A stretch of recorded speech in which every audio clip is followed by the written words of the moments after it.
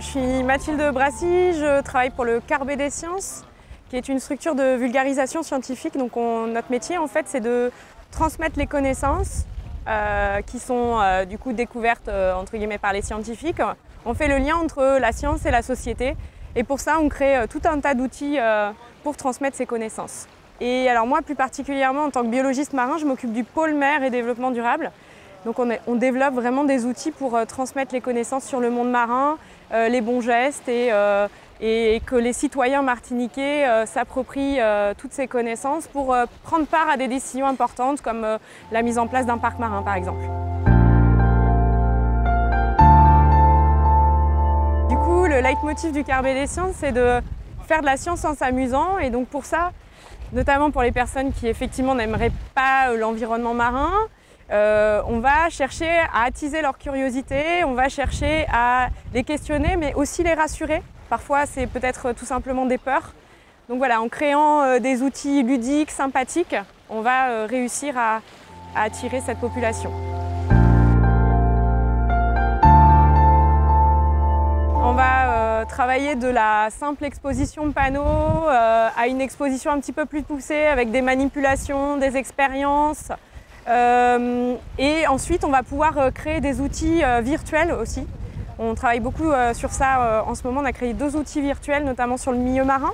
Ça permet justement de toucher des publics qui ne vont pas forcément aller s'immerger avec un masque, un tuba, voire en plongée bouteille. Et puis, le dernier outil qu'on a créé et qui est très important pour nous, c'est le sentier sous-marin pour emmener les personnes dans l'eau, découvrir le monde marin, le ressentir.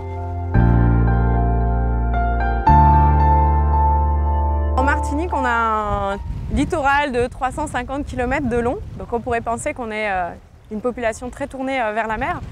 Et parce que la mer nous apporte beaucoup de choses, de par la pêche, on trouve aussi tout un tas de molécules actives pour fabriquer des médicaments. Mais en fait, dans l'ancien temps, la mer elle était vue comme quelque chose d'énigmatique et assez effrayant. Et dans le magico-religieux, on retrouve tout un tas d'écrits là-dessus, et notamment les Djablanmé, qui étaient des esprits maléfiques qui pouvaient faire couler un bateau, voler du matériel de pêche, etc. Et on observe là depuis quelques années, avec notamment le développement du sport via le tour des yoles, ou via des moyens nautiques, les jet skis, etc., une réconciliation avec la mer.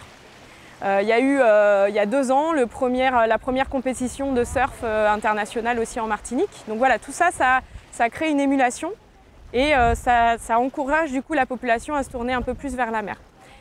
Et du coup, nous, dans ce cadre-là, on essaye d'accompagner un petit peu cette réconciliation en transmettant justement des connaissances pour préserver le monde marin qui est très important puisqu'il nous rend des services.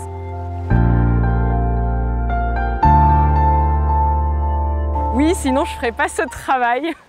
Ça demande beaucoup d'énergie et on ne pourrait pas faire ce travail si on n'était pas optimiste pour l'avenir.